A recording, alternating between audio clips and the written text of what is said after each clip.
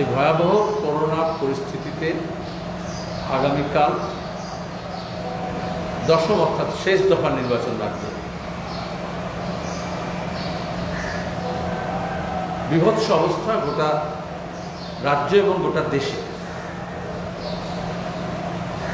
গত 2-3 সপ্তাহ ধরে আমরা বলছি, কিন্তু এখনো কেন্দ্রীয় সরকার বা রাজ্য সরকার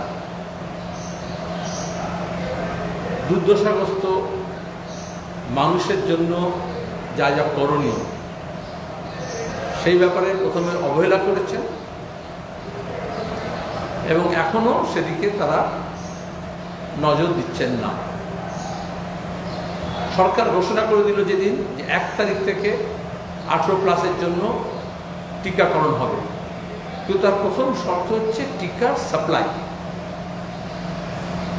গত কয়েক মাস সরকার সুযোগ পেয়েছিল, গত আগস্ট মাস থেকে, কিন্তু কেন্দ্রীয় সরকার টিকা ভ্যাকসিন ম্যানুফ্যাকচার করা, প্রকিওর করা, ম্যানুফ্যাকচার লাইনে যে প্রবলেমটা হচ্ছে সেটাকে দেখা, তার র মেটেরিয়ালসের ব্যাপারে, সাপ্লাইয়ের ব্যাপারে, এবং সেটাকে তার ডিস্ট্রিবিউশন নেটওয়ার্ক তৈরি করা। এইটা না করে আমরা দেখেছি মিডিয়াতেও তারা ইভেন্ট ম্যানেজমেন্টের জন্য প্রথম দেখেছেন এই প্লেন রেডি আছে, গাড়ি রেডি আছে, গ্রিন করিডোর করা হয়েছে, পুনা থেকে বেরোচ্ছে, কিন্তু আসলে আমাদের 138 কোটি দেশে যতটা টিকা দরকার সেটা সরকার অর্ডারই দেয়নি। 2, একবার টিকা আবিষ্কার হলে তাকে যে ম্যানুফ্যাকচারিং মাল্টিপ্লাই করতে হয় সেইটা করা হয়নি।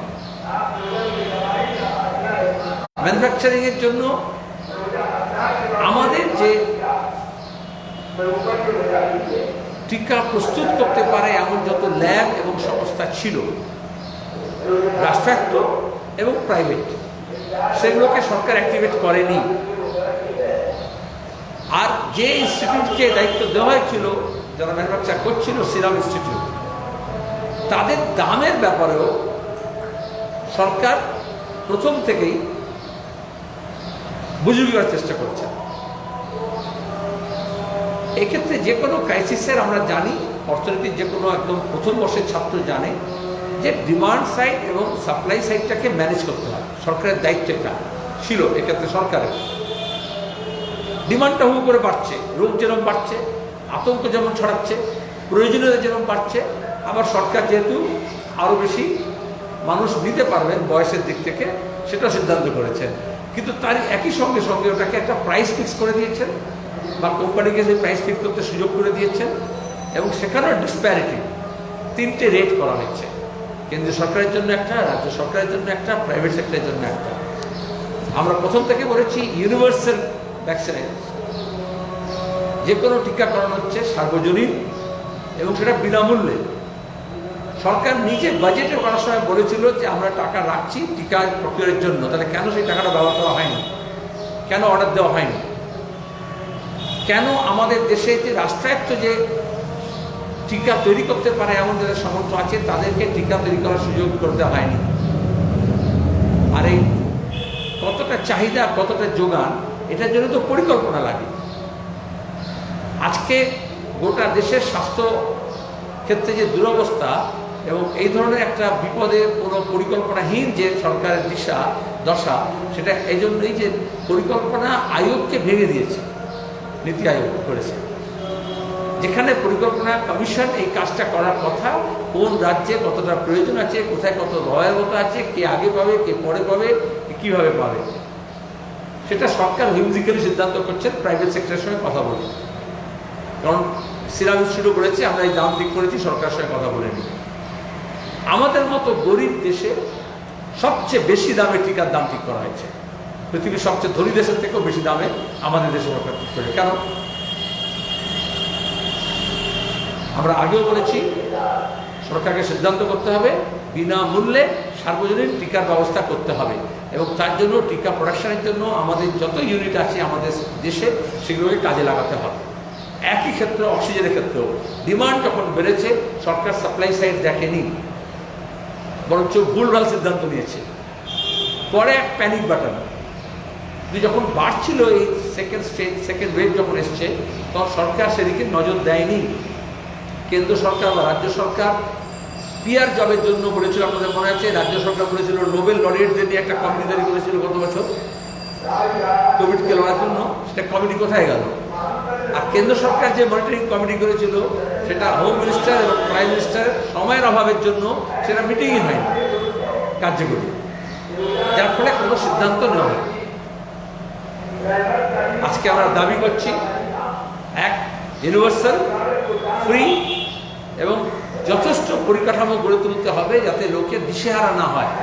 রেজিস্ট্রেশন শুরু হচ্ছে আজ থেকে, কিন্তু লোকে জানে না কে পাবে, কোথায় পাবে, কবে পাবে, কেমন করে পাবে।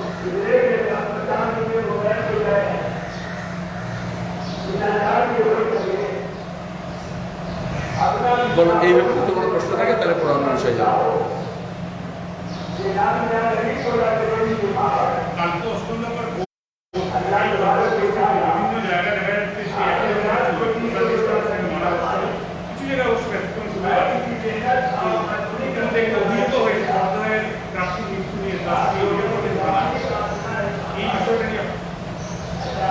আমরা প্রথম থেকেই বলেছি জানো, এবং শতপ্রণিত হয়ে বলেছিলাম আমরা, নির্বাচন কমিশন তখন এটাকে মাথায় রাখেনি। প্রথমে যখন দফা ঠিক করে, নির্বাচন ব্যাপারটা যখন তার নির্ঘণ্ট ঠিক হয়, তখনও আমাদের দেশে ইতিমধ্যে সেকেন্ড ওয়েভ শুরু হয়ে গিয়েছিল এবং এই ইউকে স্ট্রেইন ধরা পড়েছিল। আমাদের নিজস্ব ইন্ডিজেনাস যে স্ট্রেইন মিউটেড সেটাও ধরা পড়েছিল। সরকার যেমন কোনো ব্যবস্থা নেয়নি, যারা রাজ্য সরকার এবং কেন্দ্র সরকার, নিরাপত্তা বাহিনী, নির্বাচন মণ্ডলী, নির্বাচন দলগুলো, অংশগ্রহণকারী এবং নির্বাচন কর্মী, এই সবার তো দায়িত্ব দিতে হয় নির্বাচন কমিশনকে, তারা সেটা নেয়নি। আগামীকালও তারা যেটা বলেছে সেগুলো ঘোষণাই হচ্ছে।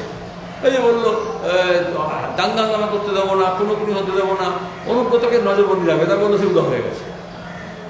এটা অনেকটা সেই রাজীব কুমারকে নিয়ে যে আত্মচলি খেলা হচ্ছিল, এটা সেরকম রাজ্য প্রশাসন এবং নির্বাচন কমিশন এবং কেন্দ্র প্রশাসনের মধ্যে এই আত্মচলি হচ্ছে।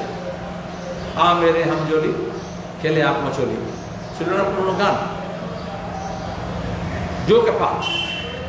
ইভেন গণনা ক্ষেত্রেও একবার একটা নির্দেশ দেওয়া হচ্ছে। এখন বলা হচ্ছে ঠিক আছে সবাইকে তাহলে টেস্ট করে নিয়ে আসতে হবে, তারা নেগেটিভ, পজিটিভ নয়। তাই এই যে ডিমান্ড সাইডটা জেনারেট করছে, ইলেকশন কমিশনকে দায়িত্ব দিতে হবে। তো তার তো সমস্ত তার ডিসপোজালে আছে যে তারা যাতে, যেমন যারা কাউন্টিংয়ের সঙ্গে থাকবেন, এজেন্ট থাকবেন, রিপ্রেজেন্টেটিভ থাকবেন, তাদের টেস্টের ব্যবস্থা করা হবে, সেটাও বলতে হবে। শুধু সমস্যাটা বলে দিতে লাভ নেই।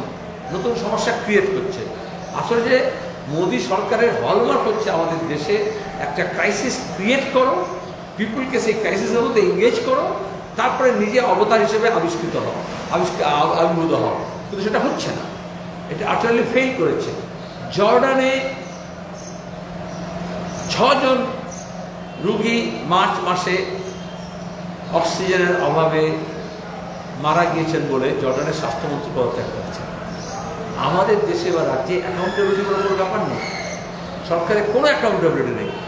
ইলেকশন কমিশনকে অ্যাকাউন্টেবিলিটি এস্টাবলিশ করতে হবে যাতে কারোর এই অসুবিধে না হয়, যারা ভোট দিতে যাচ্ছে, যারা ভোট নিচ্ছে, যারা গণনায় থাকছে।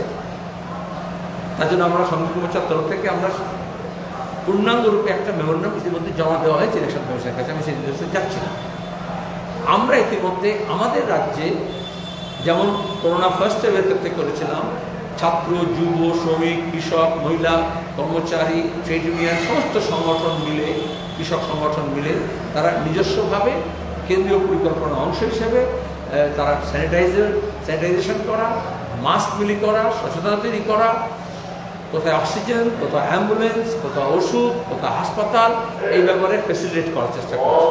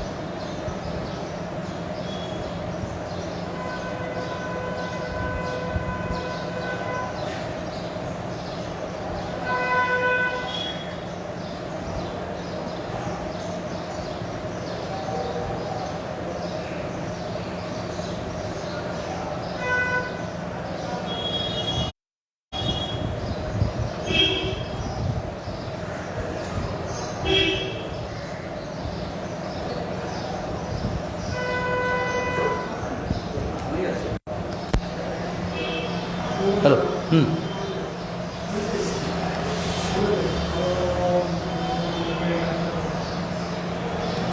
আমরা যে সচেতনতা কাজ করছিলাম সেটাকে আরও স্ট্রিমলাইন করার জন্য রেড ভলেন্টিয়ার সেটাকে স্ট্রেনথেন করছি আমরা। গতকালই আমরা নতুন করে একটা নতুন ছেলেমেয়েরা অনেক অল্প বয়সী যারা কাজ করতে চাইছে এবং করছে তাদের রেজিস্ট্রেশন চালু করেছি আমরা। হাজার হাজার রেসপন্স পাওয়া যাচ্ছে। সেখানে যারা রেড ভলেন্টিয়ার হিসেবে কাজ করবে তারা ইতিমধ্যে ফর্ম ফিল আপ করছেন, তারা আগে কাজ করছিলেন। এছাড়া অনলাইন আমরা ফ্যাসিলিটিংয়ের ব্যবস্থা করছি, যেখানে অনলাইন মানুষ দিশেহারা, শ্মশানে পর্যন্ত লাইন, হাসপাতালে লাইন, টেস্টের জায়গায় লাইন, অক্সিজেনের জন্য লাইন, এবং কেন্দ্র এবং রাজ্য সরকার হাত তুলে নিয়েছে। এটা আসলে কালোবাজারি মুনাফাখোরীদের এই ব্যবস্থা। যেমন খাদ্য সংকট আমাদের রাজ্য, আমার দেশ দেখেছে আকালের সময়, এটা একদম থাম্ব রুল হচ্ছে, যখন সবচেয়ে বেশি চাহিদা তখন সাপ্লাইকে চোখ করে দাও, আর মুনাফা তৈরি করে বাজার করে দাও। আর মুনাফাতের অবস্থা হচ্ছে এমন, আমাদের দেশে যখন মানুষ শ্মশানে হাহাকার, জায়গা পাচ্ছে না, 24 ঘন্টার বেশি অপেক্ষা করছে লাইনে, তখন দেশের সবচেয়ে বড় পুঁজিপতি বিদেশে ক্লাব কিনছে, লন্ডনে সবচেয়ে লাক্সারিয়াস ক্লাব। যে কোম্পানি ভ্যাকসিন তৈরি করছে সে 50,000 পাউন্ড পার সপ্তাহ এই ভাড়ায় লন্ডনে ঘর বুক করছেন। প্রাইভেট চার্টার প্লেন, যেগুলো ওই প্রধানমন্ত্রী, মুখ্যমন্ত্রী, স্বরাষ্ট্রমন্ত্রীকে ভোটের সময় ঘোরাঘুরি করতে ব্যবহার করতে দেয়, যারা ইলেকট্রাল বন্ডকে স্ফীত করে টাকা দিয়ে, গত এক সপ্তাহ তারা আমাদের দেশ ছেড়ে নিরাপদ জায়গায় চলে গিয়েছে, এক্সিকিউটিভ জেট করে, প্রাইভেট প্লেন করে নিয়ে। আর সাধারণ মানুষ মরছে। যখন সাধারণ মানুষ মরছে তখন অন্যদিকে আইপিএলে খেলা হচ্ছে, উৎসব। এত বেশি সংবিধানহীনতা কখনো আমাদের দেশে, আমাদের সভ্যতায় ছিল না। সংবেদনশীলতার অভাব। তখন আমরা মানুষকে সচেতন করার জন্য এবং একটা সামগ্রিকভাবে বেঁচে থাকার যে লড়াই, ভালো থাকার যে লড়াই, তাকে সমবেত করার জন্য যেমন অনলাইন তেমনি অফলাইন এই ভ্যাকসিন সবার জন্য হোক, বিনা পয়সায় হোক, সমস্ত স্বাস্থ্য ব্যবস্থাকে স্ট্রিমলাইন করা হোক, দরকার হলে রাষ্ট্রায়ত্ত করা হোক, রাষ্ট্রের অধীনে নিয়ে আসা হোক। সরকার যে প্রতিশ্রুতি দিয়েছিল বিনা পয়সায় চিকিৎসা হবে, সেখানে টেস্ট থেকে, চিকিৎসা থেকে, একেবারে যারা সফল হচ্ছে না চিকিৎসা, তার সৎকার পর্যন্ত মানুষকে কেন ব্ল্যাক মার্কেটে টাকা দিতে হচ্ছে ওষুধের জন্য, ভ্যাকসিনের জন্য, এমনকি শ্মশান। এটা সরকারকে দায়িত্ব নিতে হবে। তৃতীয়ত, সরকার উল্টো দিকে, যেমন উত্তরপ্রদেশে আমরা দেখেছি, যারাই অক্সিজেনের অভাবের কথা বলছে, যারাই ওষুধের সংকটের কথা বলছে, তাদের বিরুদ্ধে ক্রিমিনাল কেস করা হচ্ছে। আর এই সমস্ত রকমের যে উৎসব, অনুষ্ঠান, জমায়েত, সে ধর্মীয় হোক, রাজনৈতিক হোক, সামাজিক হোক, খেলা হোক, সেগুলোকে বন্ধ করতে হবে। গোটা দেশের সমস্ত শক্তি, সমস্ত রসদকে এই করোনাকে বিরুদ্ধে যে লড়াই, সে লড়াইয়ে সংহত করতে হবে। সেখানে কোন রকমের ফাঁক রাখা যাবে না।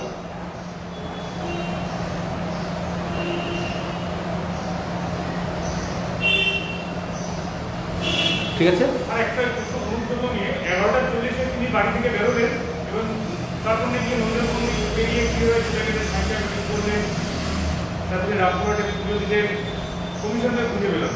এটা কি ওদের একটা অন্যরকম কিছু? আমি তো বললাম, এত বিস্তারিত খবর তো তারাই রাখবে যারা, যাদের আদেশ দেওয়া হয়েছে এবং যাদেরকে এক্সিকিউট করার কথা। তাহলে আমি যেটা বললাম, হিন্দিতে যেটা বলেছি, তার বাংলা মানে তাই দাঁড়ায়, যেটাকে বলে আ মেরি হাম জলিয়া খেলে আঁক মাছলিয়া। লুকোচুরি খেলা যেটাকে বলে, বন্ধুরা যেরকম খেলে, সেরকম নির্বাচন কমিশন, নিরাপত্তা রক্ষী, রাজ্য সরকার এবং কেন্দ্র সরকারের যে নিরাপত্তা ব্যবস্থা, সেটা আঁটোসাঁটো হওয়ার বদলে কীরকম ফাঁক ফকর যুক্ত আছে এটা বোঝা যাচ্ছে। নির্বাচন কমিশনকে আজকেই ব্যবস্থা নিতে হবে, আগামীকাল এটা ভোট চুরি, ভোট লুট, নকল ভোট এবং বোমাবাজি, হাঙ্গামা দাঙ্গাবাজি যাতে পর্যবেসিত না হয়, এটা নির্বাচন কমিশন।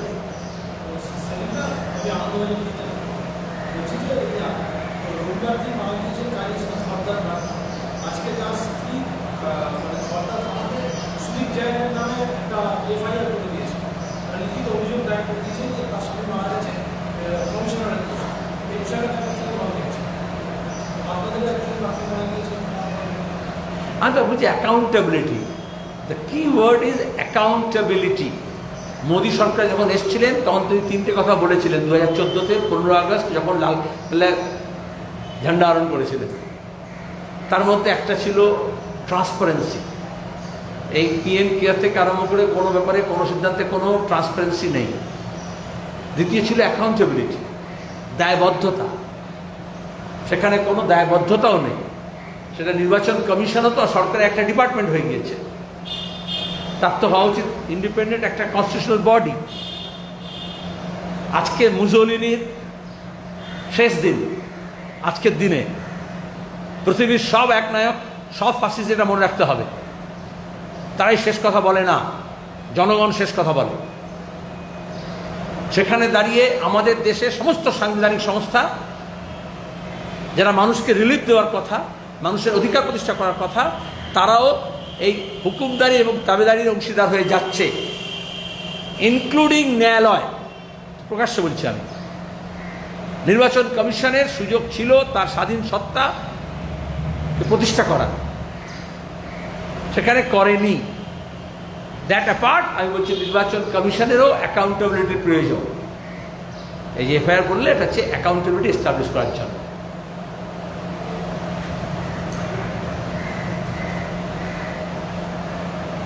ঠিক আছে, থ্যাংক ইউ। তো একটা প্রোগ্রাম বলে দিই, আগামী 1 মে মহান মে দিবস গোটা বিশ্বে পালিত হয়। শ্রমজীবী মানুষ এই সময় আমরা দেখেছি বোকারো স্টিল প্ল্যান্ট, অন্যান্য জায়গায় রাষ্ট্রায়ত্ত সমস্ত উদ্যোগে কীরকম ইন্ডাস্ট্রিয়াল অক্সিজেন যেখানে তৈরি হতো সেখানে সেই অক্সিজেনটাকে মেডিকেল ইউজের জন্য ব্যবহার করার জন্য তারা দিনরাত পরিশ্রম করছেন। যখন মুনাফাবাজির জন্য, লুট করার জন্য ব্যবস্থা নিচ্ছে, তখন না খেয়ে দিয়ে 3 শিফটে কাজ করে অক্সিজেনের সাপ্লাইকে বাড়ানোর চেষ্টা করা হচ্ছে। এই শ্রমজীবী মানুষকে আমার সেলাম। শুধু তারা নয়, চিকিৎসক, চিকিৎসাকর্মী এবং বিভিন্ন স্তরে সাফাই কর্মী থেকে আরম্ভ করে গোটা দেশ জুড়ে একেবারে শ্মশানে যে সৎকারের কাজ করছে, গোরস্থানে যে মাটি খুঁড়ছে, সেখান থেকে সমস্ত শ্রমজীবী মানুষ তারাই সচল রেখেছে এই গোটা দেশ যখন স্তব্ধ হওয়ার মতো অবস্থায় এসছে। সেখানে আমরা এবার সিদ্ধান্ত করেছি যে মে ডে বিশাল করে জমায়েত করে এরকম পালন হবে না, যেমন নির্বাচনের সময় যেটা আমরা বলেছিলাম। কিন্তু সবাই যেরকম ঝান্ডা তোলে, স্মরণ করে, কিন্তু আন্তর্জাতিক শ্রমিক সংহতি দিবসে আমরা এই সংহতিটা জানাতে চাই। সেদিন বিভিন্ন সংগঠন তারা মাস্ক বিলি করবে, স্যানিটাইজার বিলি করবে। আমরা বিজ্ঞান কর্মীদের সঙ্গে কথা বলছি কিভাবে অক্সিজেনের ক্রাইসিসটাকে ওভারকাম করা যায়, সেটা নিয়ে আমরা সচেতনতা তৈরি করব। এবং তার পাশাপাশি এই জনসেবামূলক যে কাজ আছে, আক্রান্ত মানুষের পাশে দাঁড়ানো, আক্রান্ত পরিবারের পাশে দাঁড়ানো, সেটা আমরা 1 মে থেকে রিনিউড ভিগর নিয়ে সেটা করব। কেন্দ্রীয়ভাবে সমস্ত জেলায়, জেলা কেন্দ্রে সংযুক্ত মোর্চার তরফ থেকে, এবং আমাদের রাজ্যে আমরা কলকাতায় কেন্দ্রীয়ভাবে রাজ্য নেতৃত্বের উপস্থিতিতে টোকেন আমরা এই কর্মসূচি করব। বাকি পাড়ায় পাড়ায়, এলাকা এলাকায় এই কাজগুলো রেড ভলান্টিয়ার্স করা শুরু করে দিয়েছে।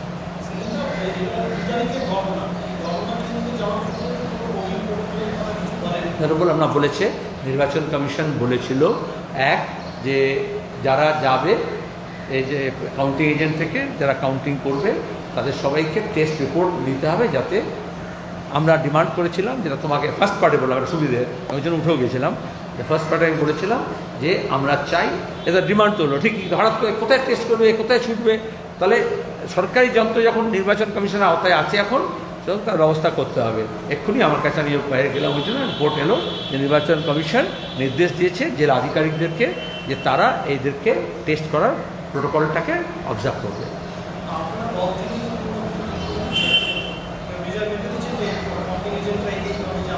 হ্যাঁ, সে তো বটেই। আমাদের মানুষকে বাঁচানোর দায়িত্ব আমাদের। আমরা যেমন সচেতনতা শিবির করছি, আজকে আমি এখন চণ্ডীতলা যাবো, আমার কাউন্টিং এজেন্ট নিয়ে আমি মিটিং করবো, সেখানে আমাদের দিক থেকে ডাক্তারের মতামত কী, চিকিৎসকের মতামত কী, টেস্ট কী, সবগুলো করবো আমরা। অবশ্যই করতে হবে। আমরা তো প্রথম থেকে বলেছি যে দেখো, be it cow shit or bullshit, those things cannot prevent or protect. Science, technology, scientific temperament only can protect us. So as left, we always stress on that. Thank you.